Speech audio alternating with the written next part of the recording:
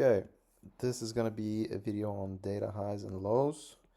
This was CPI on Thursday. Usually we have better price action on news days than this. This was just absolutely atrocious. Anyways, what you usually want to do with data highs and lows, for those of you not familiar, is whichever side we take first, we're gonna go for that other opposing liquidity pool. So if we take data low first, we're gonna have a clear draw at data highs. And for those of you familiar with this, I'm gonna use data highs and lows for something else as well. So just if you're familiar with all this, just keep watching because there's some more sauce coming.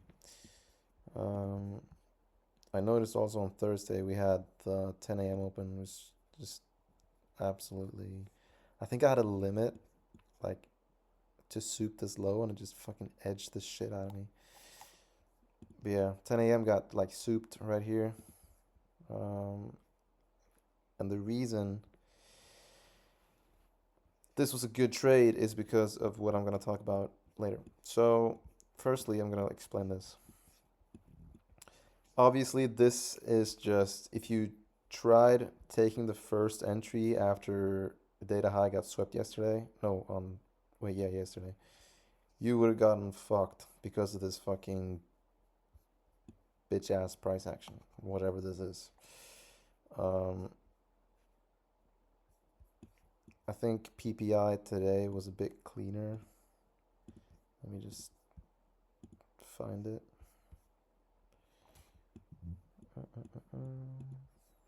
Right here.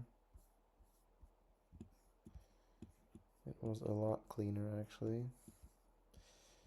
So we made a data low and data high.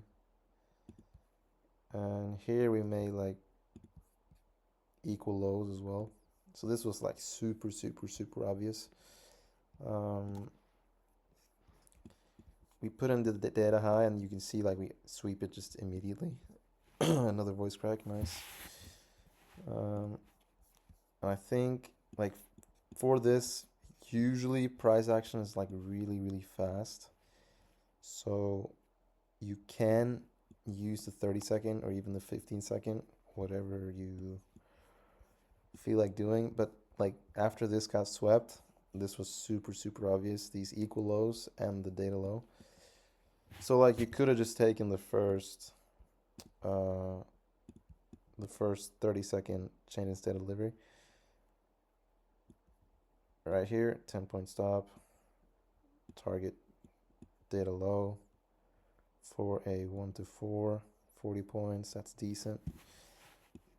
Oh my god, where did it go? Oh. So yeah, that's pretty much. I mean, you can use inverse fair value gaps, whatever you want. Actually, after the data high gets swept, but just know that data low most likely is going to be the next draw. So that's why I like trading news days, because the draw liquidity is pretty much free, like the bias. Except for CPI on Thursday because price action was cancer. But yeah, the other thing that I use data highs and lows for is I use them as points of control. If you don't know what that is, or otherwise known as POC, it's just like data highs and lows. They're not like normal highs and lows. There's like, I really don't know the actual technical part of it because I'm not a fucking nerd. I just know that you can use them for uh, like entries after they've been swept.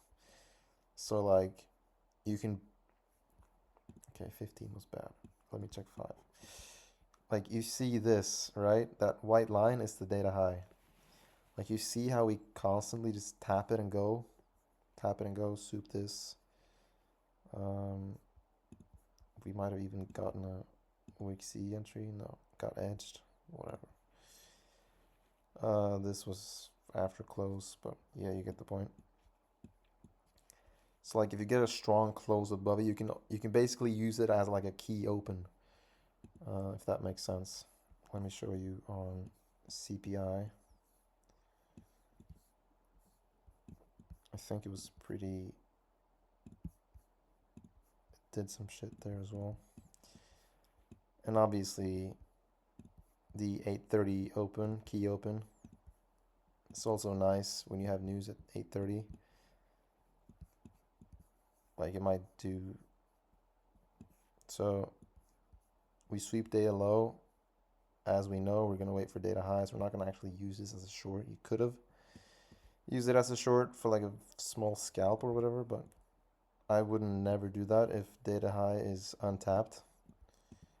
But here you see we sweep data highs, come back down, tap 8:30, but only use 8:30 if there's news days, like some decent news. CPI, PPI, NFP, usually the best days to use 8:30.